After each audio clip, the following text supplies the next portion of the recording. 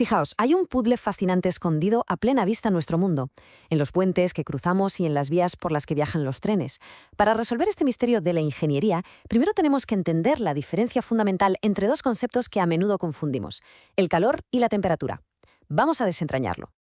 A ver, ¿cuál va a ser nuestro recorrido? Primero, echaremos un vistazo de cerca a esos intrigantes huecos que nos rodean. Luego nos meteremos de lleno en la ciencia, distinguiendo entre temperatura y calor y viendo cómo se mide esa energía. Después, veremos cómo esa fuerza transforma la materia y al final juntaremos todas las piezas para descubrir cómo la ingeniería usa todo esto para construir un mundo más seguro. Muy bien, pues vamos allá. Empecemos con la primera pieza de nuestro puzzle. A primera vista podría parecer un fallo de construcción, pero ¿y si os dijera que nuestro mundo, para que funcione, necesita estar construido con huecos puestos a propósito? Y aquí viene la pregunta del millón. ¿Por qué iba un ingeniero a dejar un hueco en algo que se supone que tiene que ser perfectamente sólido y continuo? Suena un poco contradictorio, ¿verdad? Pues resulta que es una de las decisiones de diseño más inteligentes que existen. Lo que estamos viendo aquí es lo que se llama una junta de dilatación. Estos espacios no son errores, para nada, sino elementos de diseño absolutamente cruciales. Son la respuesta de la ingeniería a una fuerza de la naturaleza tremenda, una fuerza que si la ignoras podría hacer que el acero se retuerza, literalmente, como si fuera de papel.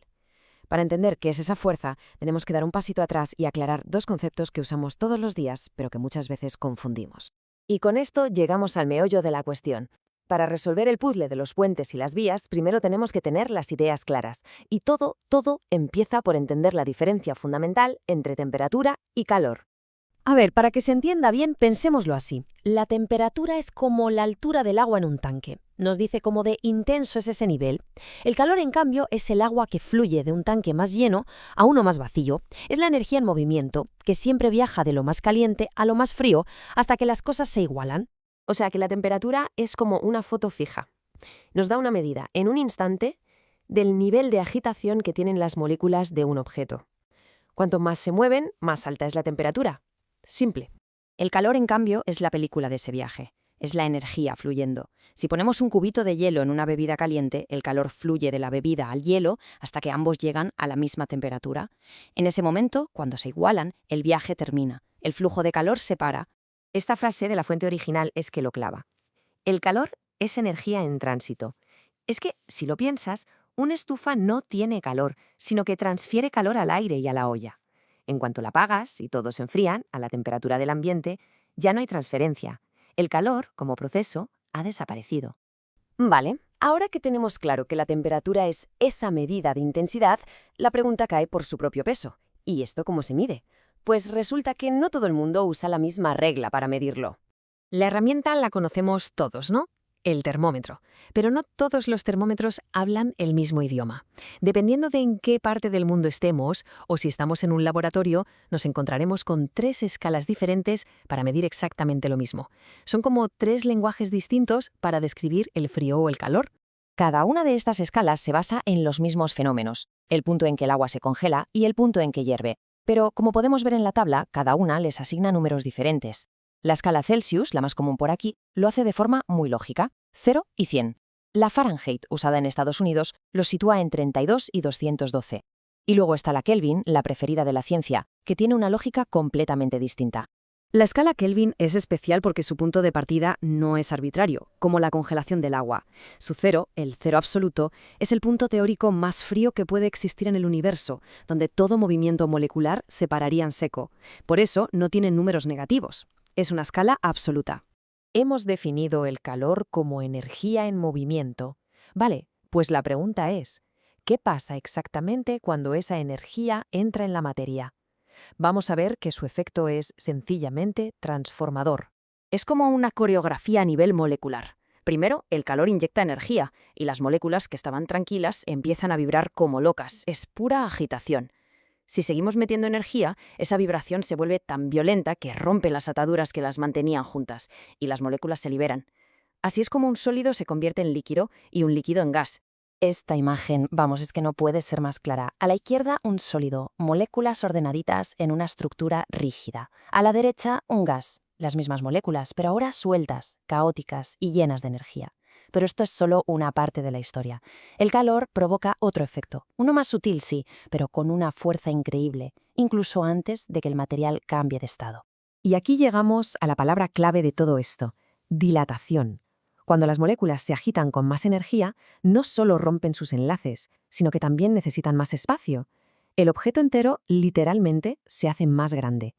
Y claro, cuando se enfría, se contrae. Y es que este fenómeno está por todas partes de verdad.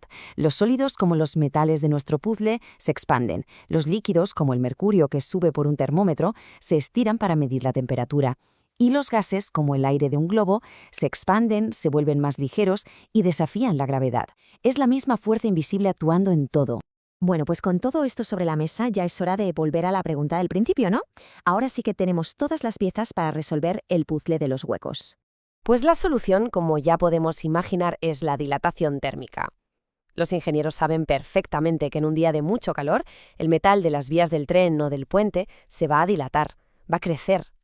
Esos huecos, las juntas de dilatación, le dan al metal el espacio que necesita para poder expandirse sin doblarse ni romperse. Una solución de lo más simple para una fuerza inmensa. Pero si eso ya os parece inteligente, esperad a oír esto. El avión supersónico SR-71 Blackbird vuela tan rápido que la fricción con el aire lo calienta a temperaturas extremas. Pues bien, los ingenieros diseñaron sus paneles metálicos para que, con ese calor, se expandieran y sellaran perfectamente los tanques de combustible en pleno vuelo. La consecuencia, que en tierra, cuando está frío, el avión gotea combustible a propósito. Es un diseño que solo funciona a la perfección cuando está sometido a un calor tremendo. Impresionante. O algo más sencillo, el globo aerostático. Su principio es, básicamente, la dilatación de los gases en estado puro.